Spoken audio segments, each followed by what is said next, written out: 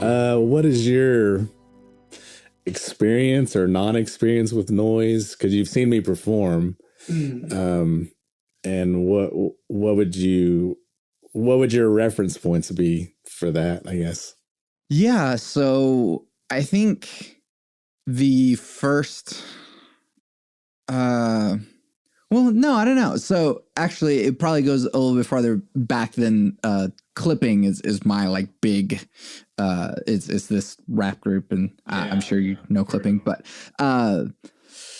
before clipping, I think even just like conceptually, I don't know if noise artists would consider this to be a noise piece, but honestly, actually, so John Cage 433 is a noise piece in a manner of speaking, that like the music comes from the sounds that are happening in the room.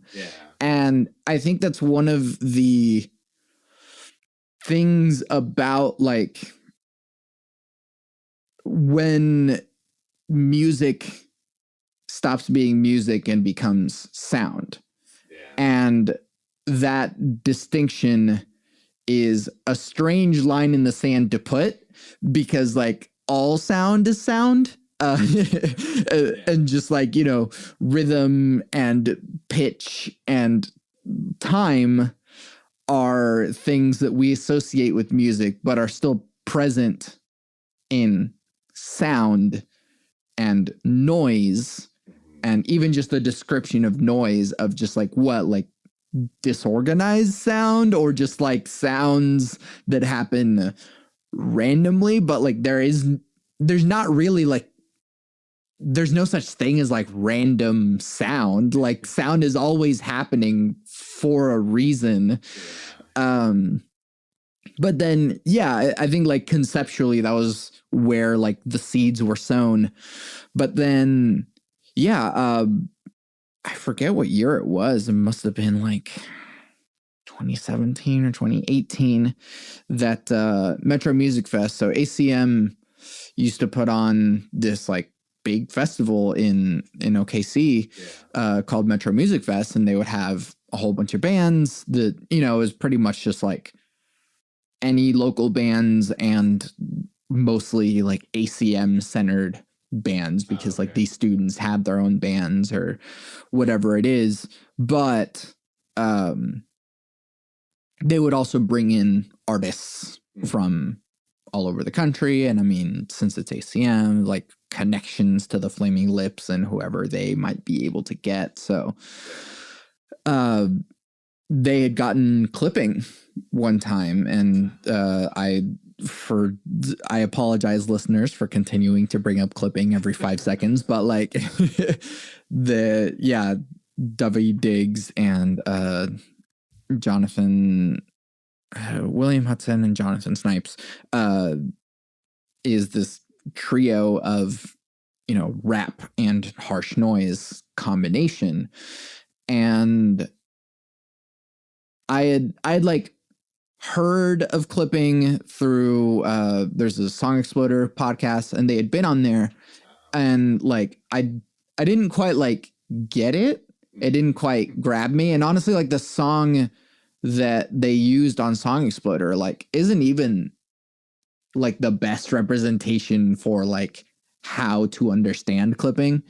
But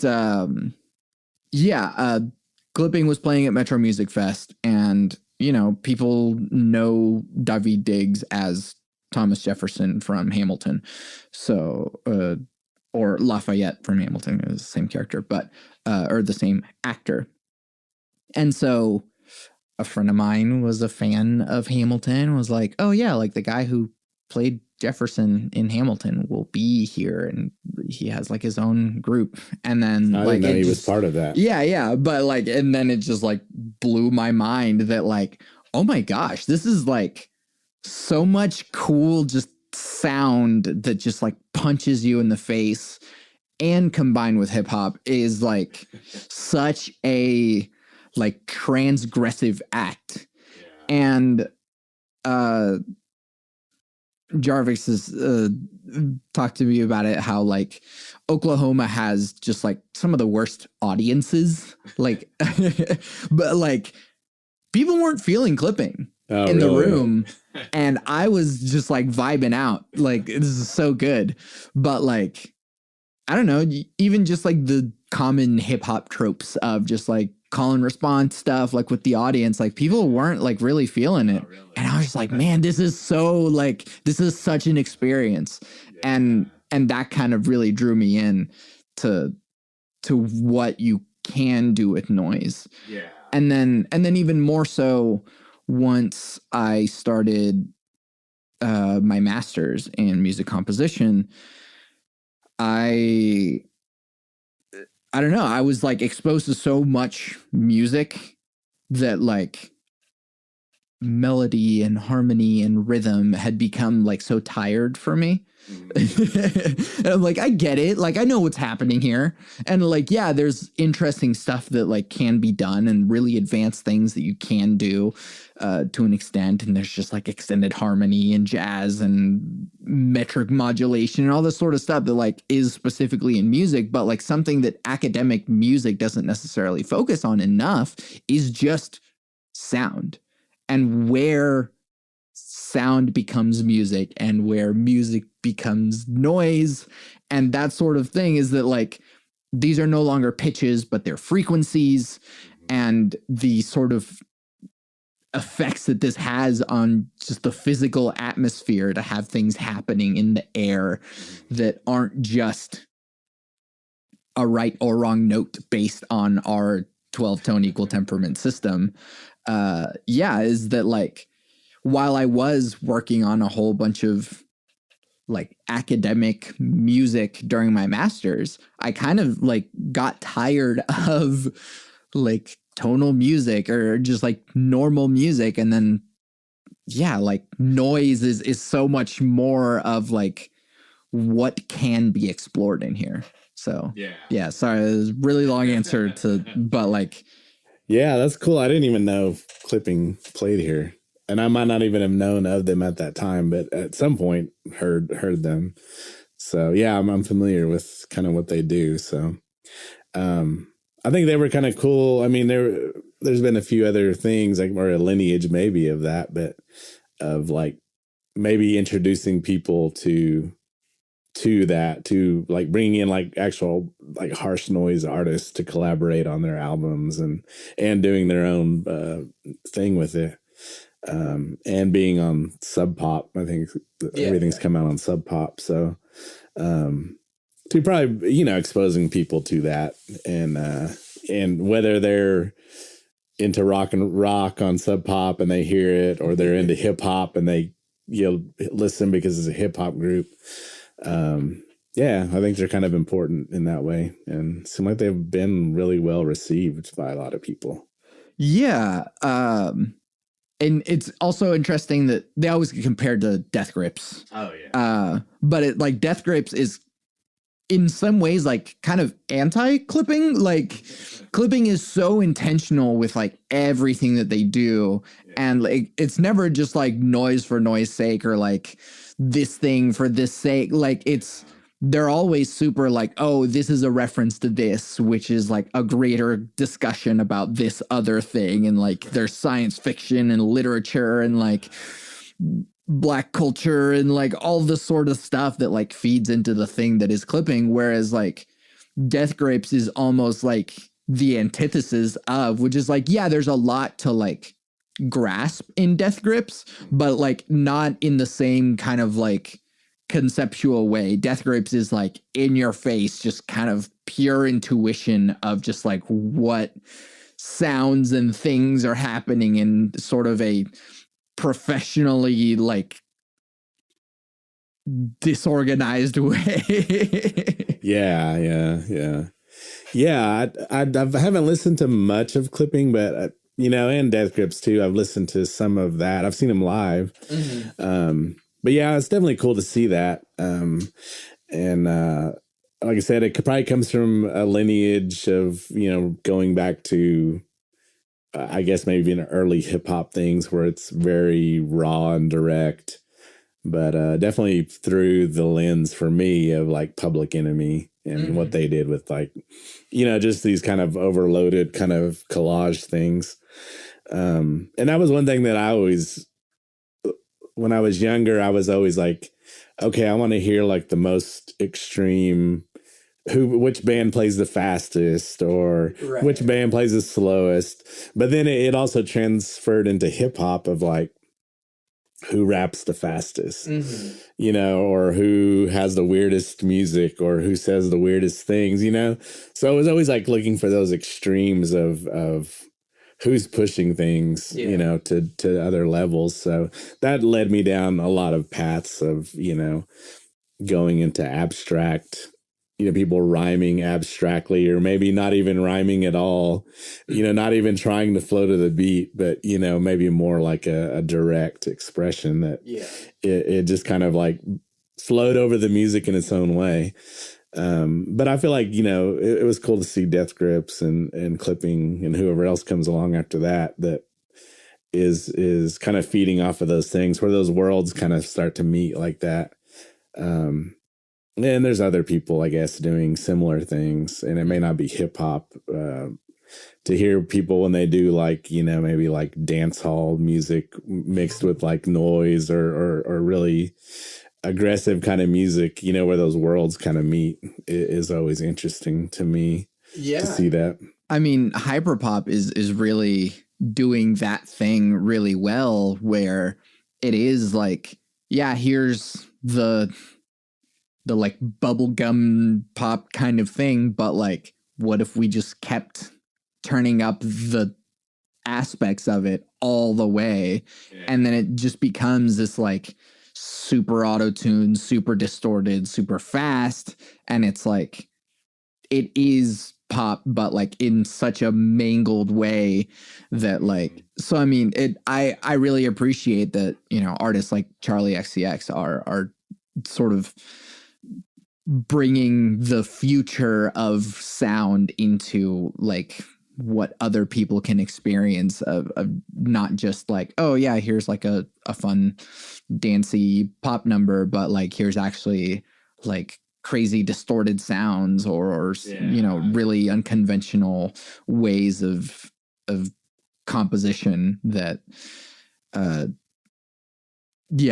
hope that more people have explored like noise and other stuff like that through someone like Charlie XCX, Yeah. I think that's the cool thing is like, and it's always one of those things where there's always somebody saying like, oh, there's nothing new happening in music. And it's like, I mean, it's not true because, there's always going to be people that are going to mash two things together that shouldn't go together or take something and totally distort it, whether, it's a style or, a way of making songs or whatever, there's always those extremes of like, what do I, what happens if I take this and just stretch it or slow it down, these forms.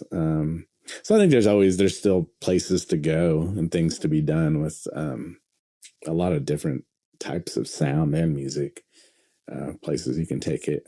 Yeah, sure. And it's also like not just the like smashing two things together, but also like getting to something that already exists through a different route.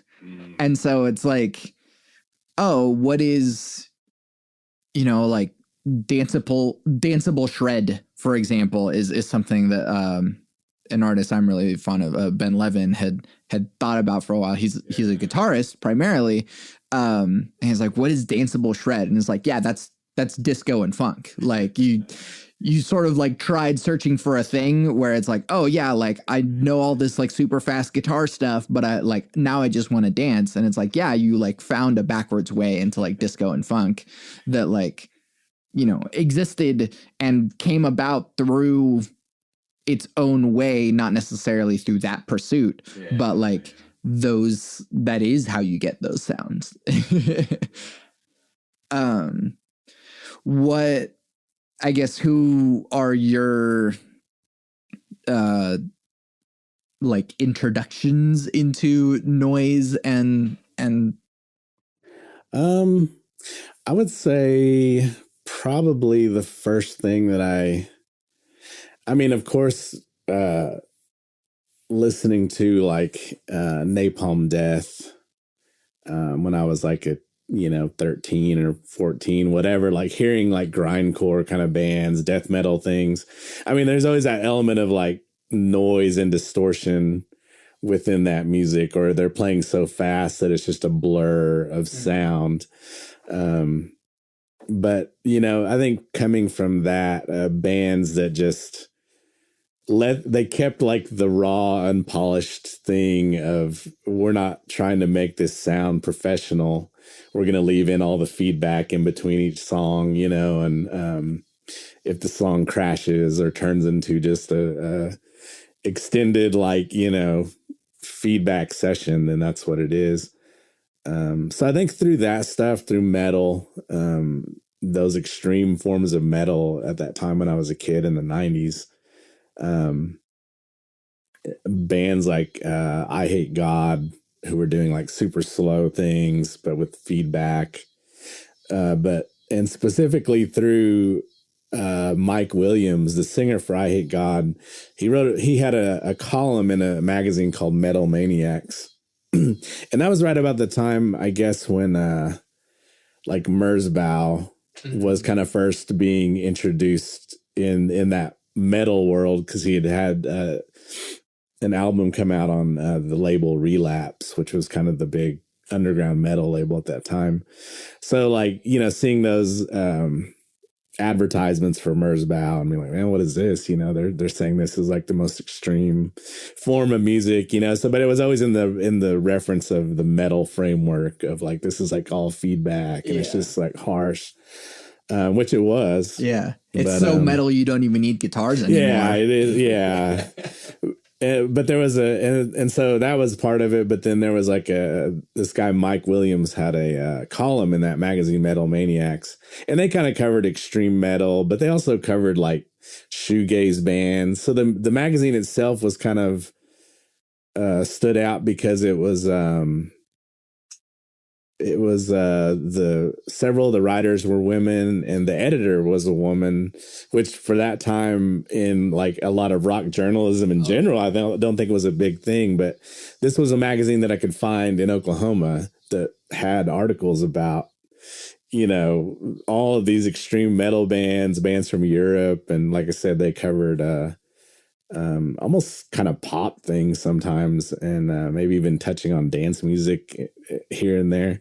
But they had a column that was all about like underground grindcore, 7-inch, crust noise, experimental things. So they just kind of talked about whatever. So in that column, he would talk about things like Masana, or there's another artist, KK Null, and those were all Japanese artists. But they would talk about other things going on, maybe industrial noise things. But all of that for me was part of that, like, oh, here's all this other stuff to like now search for, and it sounds extreme. Let me see what it's about. So started kind of collecting what I could at that time. But so that's kind of probably the introduction right there. Another thing at that time that probably was a big influence on that was I don't know if you know John Zorn, the sax player. He's from New York. And he maybe started out in the early 80s playing in New York City with just different jazz musicians, but kind of always maybe on the free jazz side, but also doing like composition things too in that world. But he started at some point, got into like grindcore bands as an extension of like the free jazz, like where it's like this crazy, like just playing so fast that things start to fall apart or disintegrate. You know, you lose You something. back your way into a different genre by like combining something. Yeah. So he kind of fed into that, but he had a group called Painkiller, which was him. He was playing saxophone. He had the drummer from Napalm Death, who, and then they did kind of like a free jazz kind of like noise thing. And then he had a bass player, Bill Laswell, who was also a New York guy that was into like a lot of like producing a lot of like dub and reggae and funk things, but also doing these kind of groups that were like these mutated combinations of all these, you know, different genres, but bringing back like older players like Bootsy Collins with like a metal person or something like that. So it was like these people that it was just like this mashup of things into this weird new style that was, you know, screechy and fast, but other times it could be very like bass heavy. It had like a lot of bass. So that project was a huge influence. What was that project called? Painkiller was the name of it. Yeah.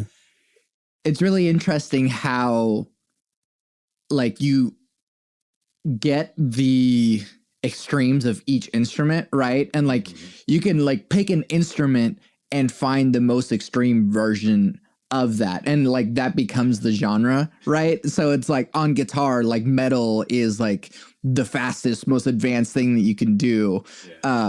But on saxophone, it's like free jazz is the fastest, most advanced thing that you could do, or like, you know, hard bop or something like that. And then on bass, like funk is like the fastest, like hardest thing you can do on bass. And so like, it's so interesting that like on each of these, like you get all these people that are like the best of their thing, but it's because like the genres that arise from like the most challenging thing to do on those specific instruments. And so like you wouldn't get that kind of thing from a saxophone player who's trying to play in like a classical style, because it's like it only gets so extreme. Yeah. So that was a big influence, and I think it was in the middle of all the noise things too, but it also sent me down the path of like, it led me to free jazz, because I had never really listened to much jazz up till that point. And you know, free jazz, like you were saying, it starts to border on noise sometimes, but it could be the opposite. It could be very mellow but free. You know, the structure can be very loose and experimental. But you know, it led me to those other places to appreciate jazz eventually, or more straight ahead jazz, to be like, okay, yeah, I kind of start to get this now. But it's kind of weird because I came about it from the backside. Same thing. I didn't start listening to, you know, Kind of Blue or, you know, any of those things first. I worked my way back almost in a way, because from there, eventually hearing, then you started to be, people would talk about, well, what's, you know, there's this crazy free jazz record that John Coltrane does. And then you hear that and you're like, yeah, man, that's, you know, that's crazy. It's the shit. But then, you know, then you move back from there and you see what he was doing, and, you know, you're like, wow, he was, you know, if you move on back to the 50s or whatever, and you're like, oh, this is the jazz that you kind of made fun of at some point or whatever. And, you know, but then you're like, you appreciate it. But that's kind of how I came back to that stuff, I guess, through that thing. But, yeah, that 90s period of just trying to hear every recording I could.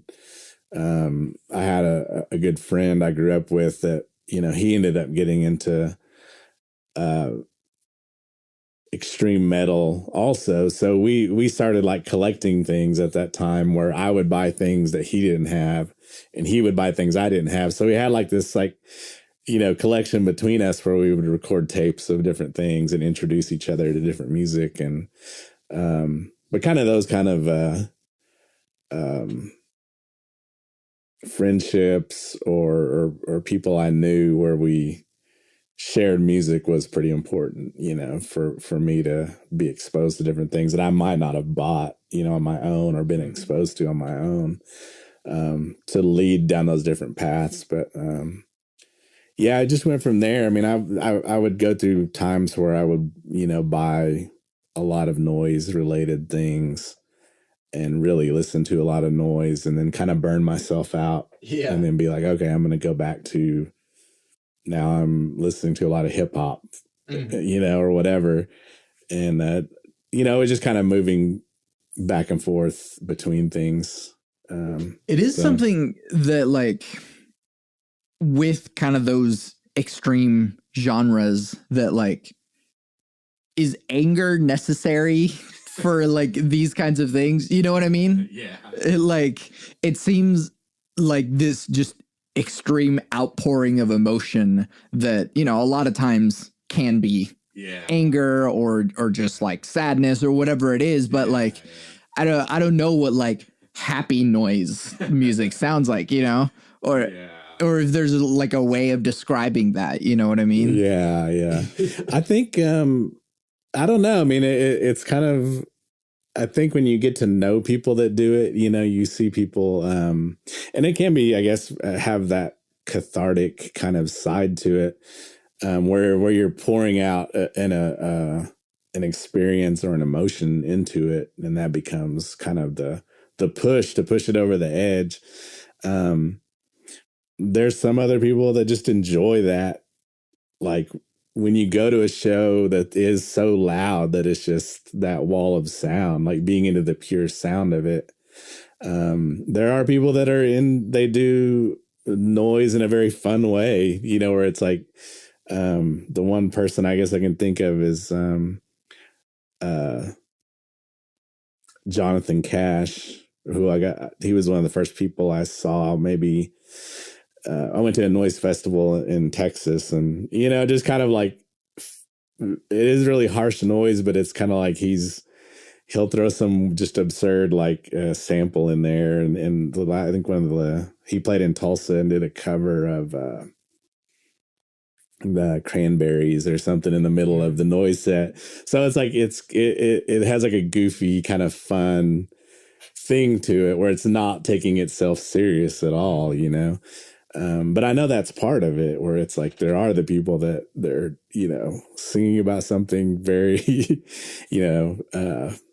messed up or whatever it is, heavy subject matter. And, that's a big part of it too. But yeah, you're right. I mean, I feel like, extreme music in general always, those emotions feed into that really easily, and maybe if you are trying to express that, that's where that goes to, is that anger. But it also, yeah, like I said, I think there's can be like sadness. There can be other emotions in there too. And the anger may not be what you think of, like, oh, I'm just mad at, this or that. It could be very focused anger of like, bands that are political, whether it's punk rock bands or, grindcore things where they take a political stance. So I feel like that is to me, that personally, it starts to be more kind of genuine, like the feeling behind it. You're like, yeah, I mean, I know they're really talking about something they believe in, when you know that they truly believe in what they're writing or what their concept is. There's that side, but I think the same thing with noise. Sometimes it's just like pure, maybe it is anger, but it's just like release. It's not really at anything in particular other than maybe the world, Right. And it is interesting how, in any sphere, whatever, there's like a hyper sort of like intellectualized, or like, people get really uptight about like, oh no, things like have to be this way, or like, oh, they're doing it wrong, or like they're a hack or whatever, like all that sort of stuff. I feel like, in any genre whatsoever, like there are people that are like, oh, like you listen to like, oh, well, Merzbow's like baby harsh noise, like whatever it is like, yeah, well, of course you would be into that. But it's like, I don't know, like, especially in extreme genres, that like that tribalism becomes so extreme as well that I don't know, like being the type of person that like gets into these kinds of communities anyways, like we know what like it feels like to be excluded, and so we tend to become gatekeepers of that as well.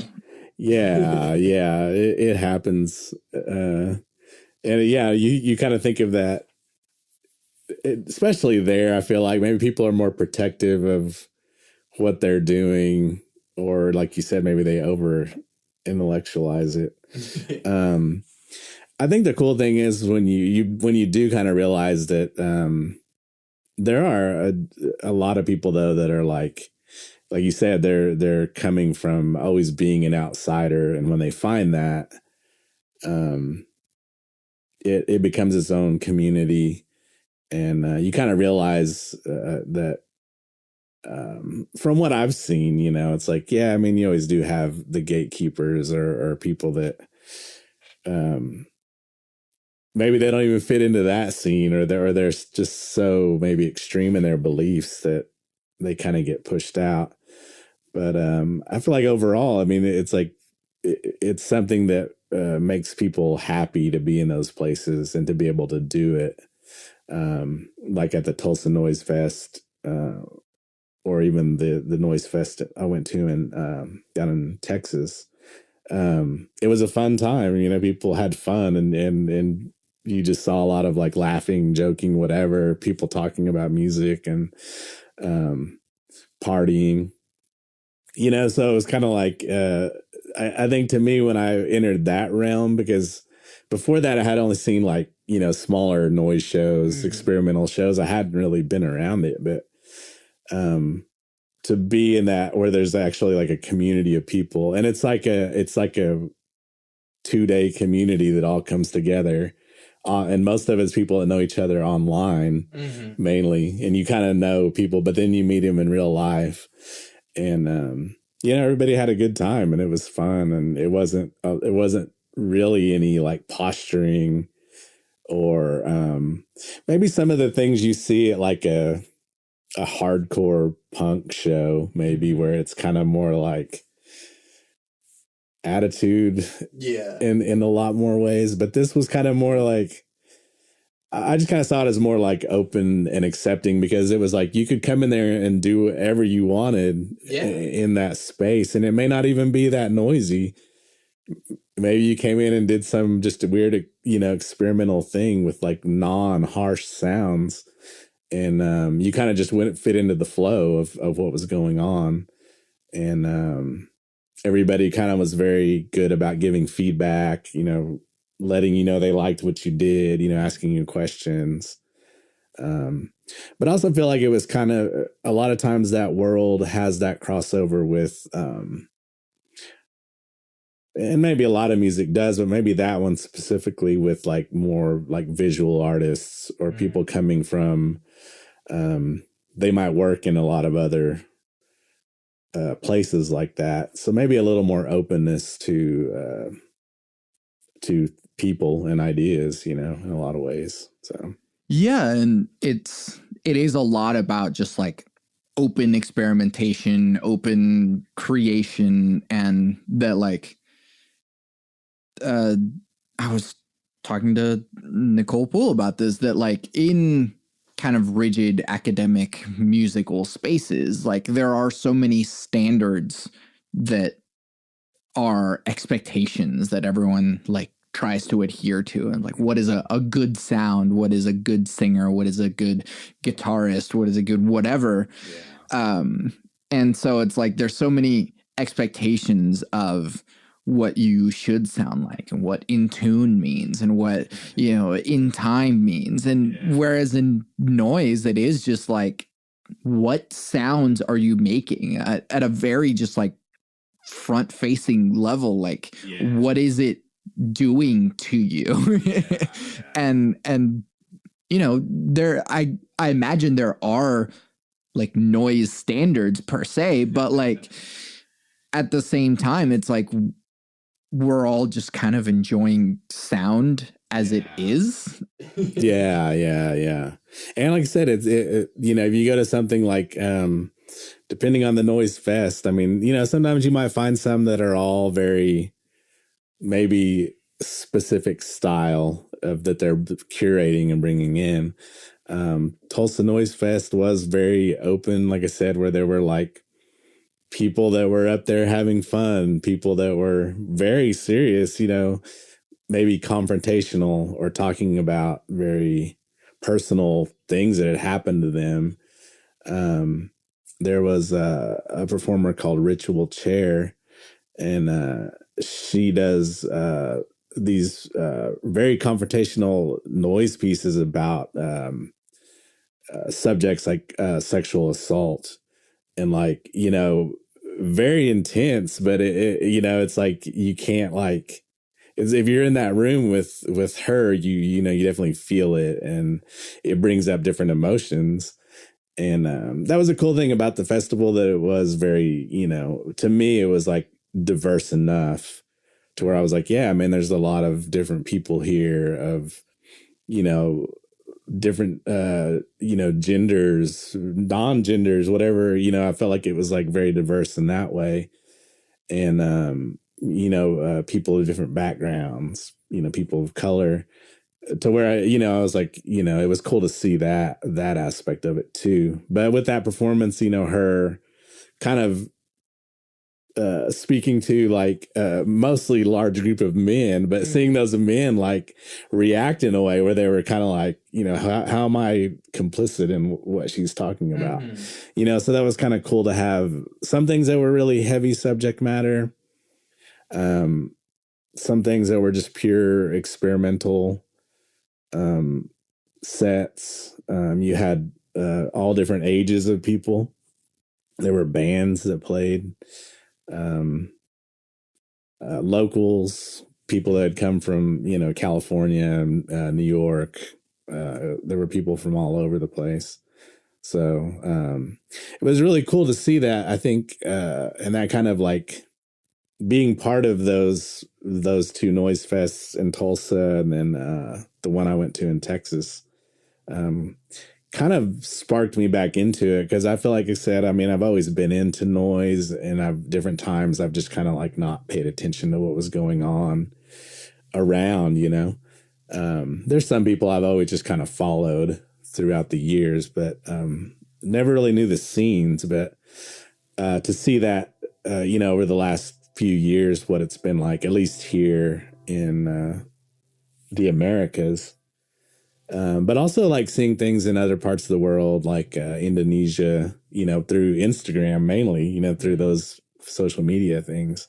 To be able to see that too is cool. To be like, oh yeah, there's this whole world going on over there that's, maybe similar in a way, where it's like it was influenced by those bigger noise artists, and now it's kind of like became its own thing, that feeds itself and gives space to people to do things. Yeah, I mean, speaking of spaces, the other hard part about noise is that it is really difficult to find spaces for it to happen. And I mean, especially in places where here in Oklahoma, like there's a music scene, and we are sort of internally like really supportive of each other, but like it's harder to kind of like break it out of just ourselves, and then even harder for experimental music to find a place, and just being able to do the things that we do and express ourselves in all the diverse ways that we do. But like, the bars still have to sell beer, and like what kind of space you're creating for people with, a rock cover band versus a, 20-minute harsh noise set is very different. Yeah. And it's kind of been cool to see, and I know it always ebbs and flows, but there are, some spaces that are very, and they always have been kind of supportive or different. Like I said, they are always popping up, maybe houses that have shows, or like right now, the Sanctuary, or Oscillator in Norman. We've had a couple of shows there, and they used to be involved with the Dope Chapel, which at one point that was an experimental spot in Norman. Yeah, and it's kind of been cool because the Tulsa Noise thing was done through the Tulsa Artist Fellowship. Mm-hmm. So it was kind of done in a space that was, it was like a studio space, basically. It wasn't like a bar. That was maybe the other thing about it, is that it wasn't a traditional venue. Mm-hmm. And it was funded, so it was totally free for people to go to. So anybody could walk up there if they wanted to come check it out. So it was kind of cool to have it in those kind of spaces too. And I think through my connections of my cousin Nathan and other people I know that kind of work in the art world, to kind of cross over into that and be able to do some stuff in some of the art spaces here and up in Tulsa it's been good to do that too and have that support. So there is, I mean, it's kind of like there are some spaces coming around, and whereas maybe 15 years ago, I don't know if I would have thought that it was there, but it probably was in some form. Mm-hmm. But for me, I've had some good opportunities to just put my stuff out there, and that's been really cool to have that there. So yeah. At the same time, it's also like, as far as I know, a less saturated market. I mean, less people are trying to make harsh noise than people are trying to make rock music, and so, you can. Pun intended, you can throw a rock and hit a guitarist, but like far less so can you find a noise artist or someone that does experimental type music, or that is maybe willing to perform it, right? Because that's another part, and with the ability to make whatever kind of stuff we want to in the safety of our own homes or our own headphones, even, there isn't as much like need to perform it necessarily, because we can just like do the stuff ourselves and just like share it online, and this kind of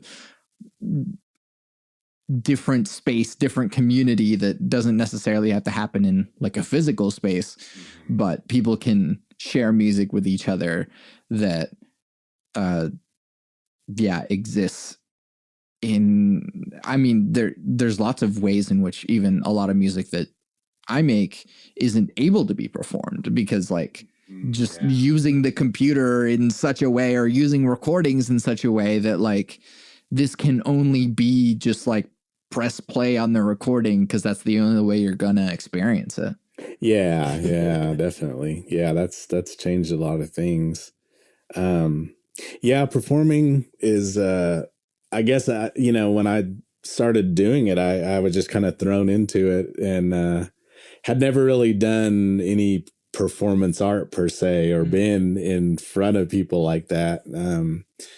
I think it was something I had to like, I mean, I overcame it pretty fast, but maybe, back 20 years before that, would I have been able to do it the same? Maybe I might have been too self-conscious to do it. And then so I was pushed into it, but I immediately like dove into it, and I was just like, okay, I'm gonna, start thinking about what do I do to make, what I do interesting to watch, or bringing in visual aspects to make it have a meaning to it, or to make it have a performative, maybe not performative, but a performance side to it, that it conveys something, but it also is engaging with people, and they can, they take something from it. So that's kind of been cool to get the feedback of what when people watch me and what maybe they come tell me about what it meant to them, I guess, or what they got out of it. It's always been very different things. I think one of the other things is like noise when you see it live and you can see it where it's just like so loud that it becomes like a physical thing. It's then going and listening to a CD or or an MP3 of it isn't gonna like, it doesn't hit the same. You have to take those two things separately at that point. Not that that's not good, but or that you can't play that through the same system. But to see it live is something else, which like a lot of music is too. But I definitely feel like once you do that with noise, you're kind of like, wow, whoa, that was and maybe it makes more sense that way too. I don't know, as like a something that just kind of clears everything out of your mind or something. It just is hitting you so hard that you can't focus on anything outside of that space or that moment. And like, and I've kind of had those experiences too, and maybe with other music too, when I've heard things live and I was like, whoa, this is, intense. But there was one performance where a friend was there and she had no reference to what it was, and I was actually playing a 51st Street speakeasy at the time, and it was part of an art show, and I did a set, and we just like turned the PA up all the way, so it was like super loud, and it was just a very cheap PA, but the room was small. Yeah. And it was like, the bartender was trying to come tell me to turn it down in the middle of the set. But when I was over, I kind of wondered what she thought about it, because I knew she didn't have any, maybe wasn't like a music fan of any kind of like extreme thing at all. And she was just like, whoa, that, I feel like my chakra has been realigned or whatever from that. And it was like, it was like a cleansing or whatever. And I was like, wow, that's, it was kind of a trip to hear that, somebody say that about it. But I feel like it can be, if you just kind of, it can be something that you just like give over to, in a way. You let it, take over your ears and your mind, and not really,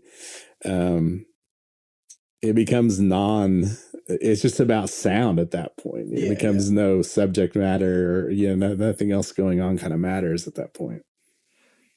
Well, it's interesting that, like, because you come from more of the art side rather than like the music side, that like the experience is crucial, right? Like, you cannot consume a sculpture through a photo of it.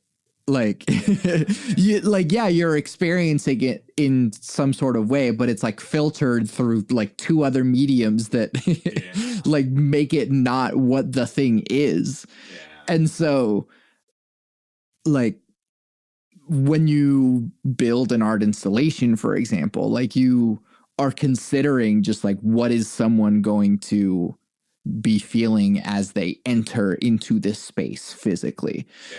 As opposed to like, is someone going to be listening to this on headphones or in their car or literally in person from a PA? And those sorts of things, and like the way that it is consumed changes the art.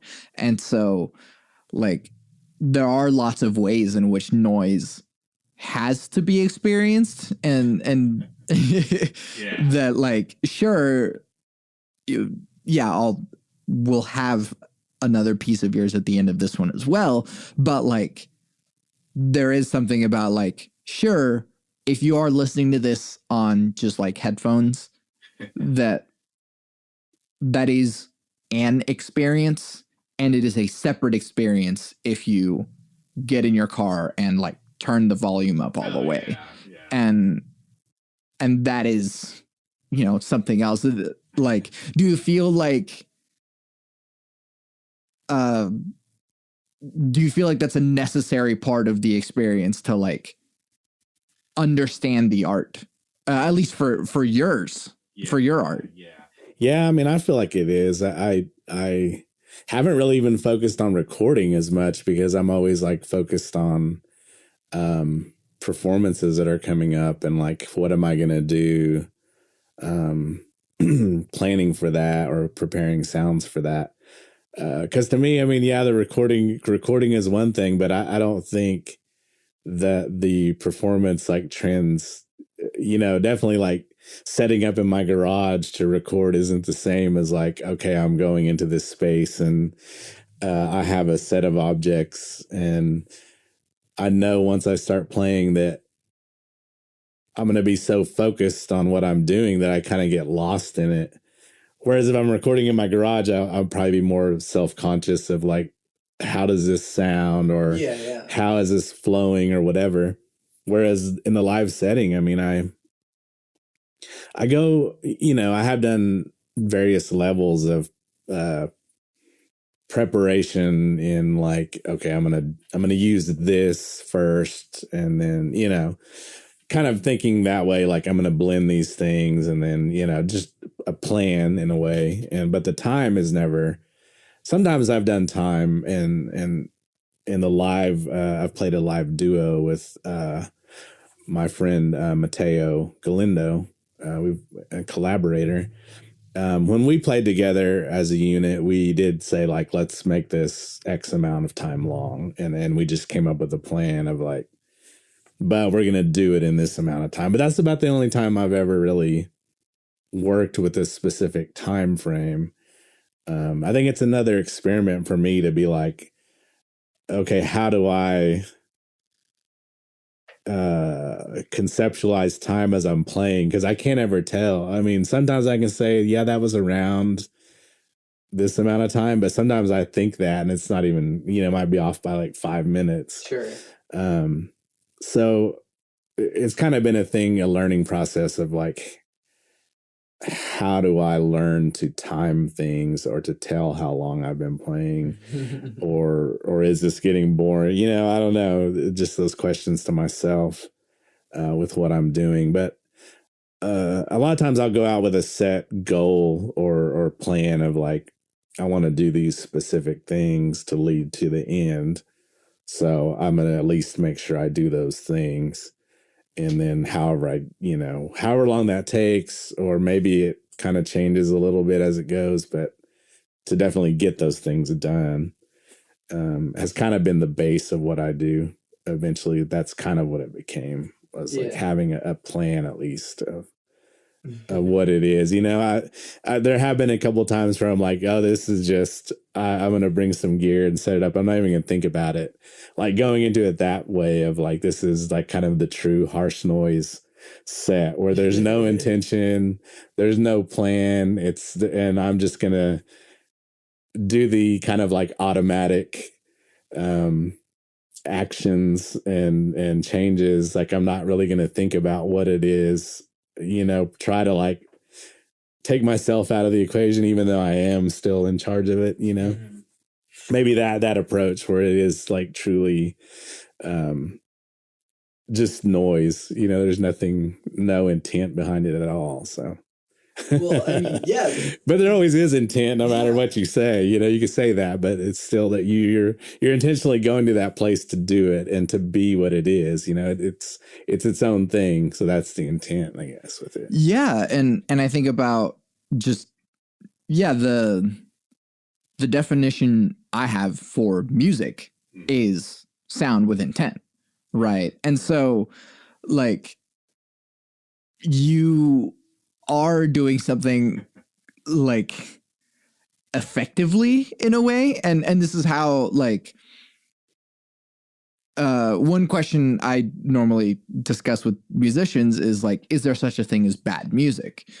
And for me personally, it's like, it's not even so much a thing about like, objectively good or bad music, but more so about like, how well are you communicating your intent, right? Like music is communication and we're trying to say something through this endeavor.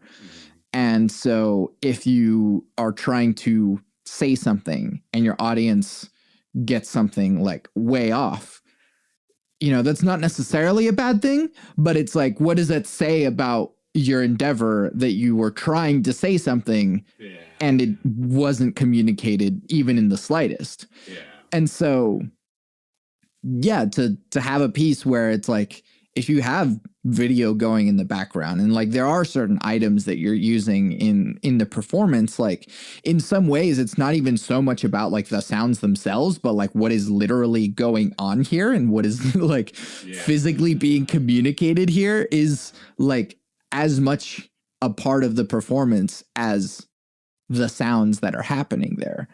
And if you just hear a recording, you're not getting a huge part of the intent. And that was the show you were at, right? With the bird video in the back. Yeah. I think, hearing a recording, and the recording may be really good. And as a piece, you may be like, wow, this is cool.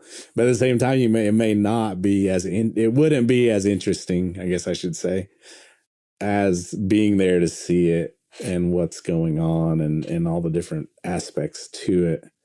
For sure, but that in the video thing is like that's like the second time I've had a video projection to play behind me.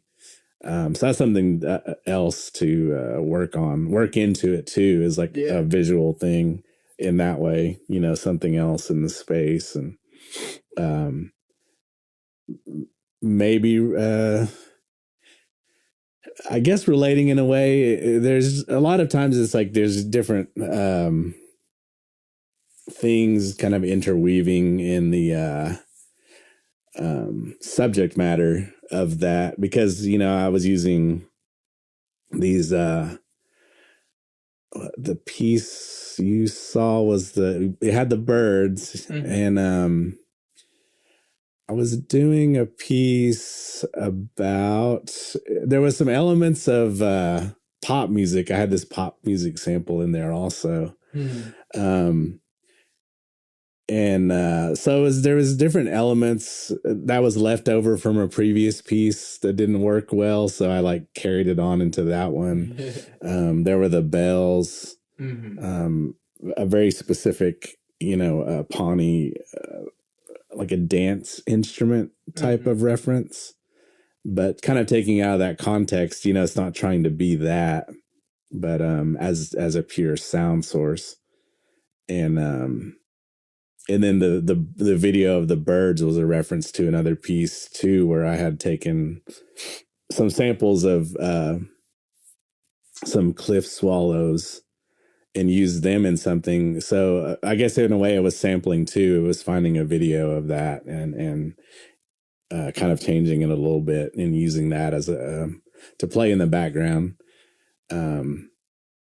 So there's kind of like there's a lot of that I feel like that happens with what I do, where like I said, there's different concepts or subject matters that kind of can come back up and kind of interweave back into the different pieces in a way. Some of them may be very specific, but I think there's always kind of a crossover. Like things are always kind of blending between sets and between pieces, like that. Yeah. And then the other part is just like the endeavor of making it, like in specifically that one, like it's a funny thing, but like there was a cable that was like pulling and like something was getting really close to the edge of the table, like often. And it was like, that was actually part of the experience of like, is this thing going to fall? And does he want it to? Yeah, maybe right. Like, yeah. And then, how you had the box with like the metal in it and you were like pulling it. And it like, when it gets stuck on like another cable, it's like, we're in this with you. We're trying to like watch this thing happen. Yeah. I mean, that's definitely part of it. I feel like trying to come up with like I said, like I want to do these specific things, and they may happen exactly like I wanted, or I'm conceptualizing it, but they may not. I may have a problem, but you kind of gotta. Then it's like improvisation. Like, okay, how do I fix this in the middle of playing, or how does it change something? Yeah. that kind of reminded me a set that me and Mateo did in Tulsa. Um, he made these.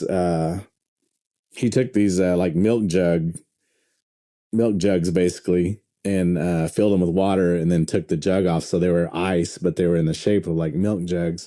But also putting like different colors in them, and then putting light behind them. And then we also had contact mics inside of them. So we used them as an instrument as we played. And we played for about 30 minutes. And this was a month or two back. And oh no, that was back in May. So it was warming up. So it was warm in the space. And I wasn't really paying attention, but I guess as we were playing, you know, the ice started to melt. Yeah. So there was this river of like melted like color slowly working its way out through the audience. And I didn't even notice it till after we were done. You know, somebody came up and said, you know, they were like, you know, man, that was cool, you know. And then like the water thing, it was like we were all having to move because it was slowly starting to come out into the crowd as y'all were playing. And you know, it wasn't intentional at all, but it was like a really cool part of the piece that was just kind of like happened on its own. And became part of it, where the crowd kind of had to all part because they didn't know what it was. They just saw this like colored liquid coming out towards them. So yeah, I think that's the thing is like I said, you know, you never know what people, how they're going to respond or how they see and interpret what you're doing, and then coming and telling you after, like maybe it made them think of something. Or, you know, they felt some emotion or something, you know, and that's cool to have that feedback. Well, even sometimes like the like symbols SYMBOL that you use during a performance can actually kind of reinforce themselves simply by the way that they are. And so it's like, if you're trying to say something by using water in your piece, right? Yeah. But like something happens that like, oh, it melted and it like imposed itself as simply the way that it is, which is water. Yeah. And is like, you're saying even something more just by letting it be exactly what it is. Yeah. Yeah. And, so that's kind of like, you know, I feel like that's definitely the art side of it is using items that taking them out of their normal context and putting them into a different context, using them as a sound source. That's, you know, that's really the heart of it, is like that's the main thing. A lot of times is I'm wanting to use it as a sound source. You know, I could go get a random piece of metal, but I'm going to take this one that's very specific. I've been using metal from, I mean, a lot of things are all referencing Pawnee, and I went to an old family home that was built in like the 1890s and has, you know, pretty much it's all collapsed now, but it has like old rusted scrap metal pieces all in there. And I've taken some of those. So to any normal person, they may say like, oh, he's got the normal harsh noise trope of this, like, you know, twisted piece of metal. But to me, it's like, it's very specific. And it is part of the research, because I've been researching that house to try to find that history of what, you know, when did my family, who built that house, you know, what's the history of it? And I did find some stuff out about it. So to me, it's like, it's part of something. Usually if I have an item I'm using, you know, it's going to have some, and that's just one thing, but it may have a family history, or it may have a tribally specific thing. Or maybe something bigger than that, you know, or a sample, maybe like just using a pop sample of something that at work is always playing on the radio, and it became part of my everyday, you know, life, something I normally wouldn't listen to, but it turned into like one of my favorite songs over the summer. And so I was like, oh, I'm going to sample that, you know, I'm going to put that in this piece and see what it is, or where it takes it, you know? So I think that's part of it, is like a lot of that is bringing things from life into it. And maybe that makes it maybe a little more relatable to people. I don't know. Yeah. Yeah. And I guess that it goes to show that, like, yeah, you don't have to necessarily like spend years learning how to play an instrument if like you have a specific intent with like what you're doing, and if it's significant to you, then like that is part of the art of it. And so you don't have to study how to play the sheet metal, like, because it's not a real instrument, and it's like specifically this particular item is not an instrument that you can learn or be trained on, but like to utilize it in a thing is a whole other experience. Yeah. And I mean, things like that you maybe use over, you learn a way to actually play it in its own way. Yeah, yeah. And sometimes you may only use something once, but when it's something that you've done several times, you figure something out about it, how to control it, how to make it make the sound you want. But I think that's kind of like where it continues on, like researching different instruments to kind of go in the directions of other things I want to do. Other types of music I may try to work in. I mean, I've done some things that were very just straight ahead, like techno, 4/4 kind of beats in the music, but kind of like learning that side of it, coming from that side.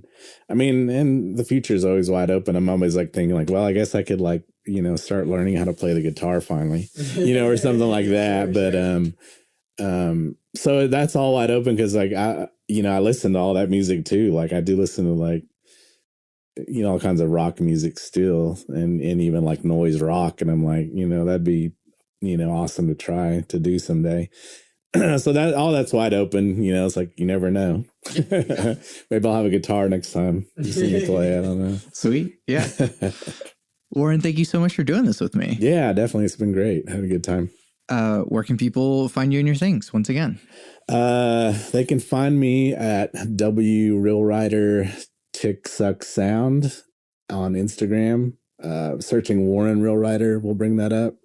And then I'm sure TickSuck would probably also search that up. Yeah, any of the Google search will bring up that. There's also a link tree on Instagram with the links to all those videos you may find.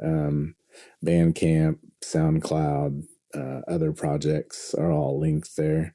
And some of the visual art kind of crossover things I've done. I mean, I've had a few of those things too, that kind of those opportunities popped up. So there's just definitely some documentation out there now. So yeah, awesome. Well, once again, thank you so much. I'm Santiago Ramones. Warren Realrider. And then, yeah, a different piece of yours will play at the end of this as well. Yes, yes. This is a volume warning. Turn your volume down. Noise incoming.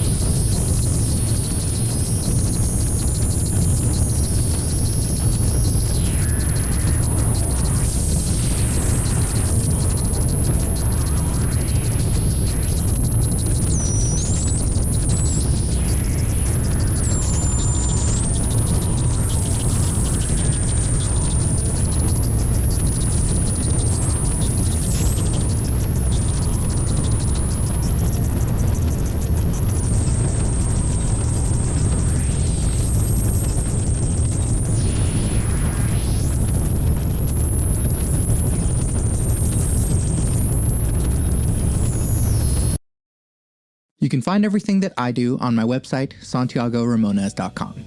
I make music and produce audio. The music you're hearing now is music I made.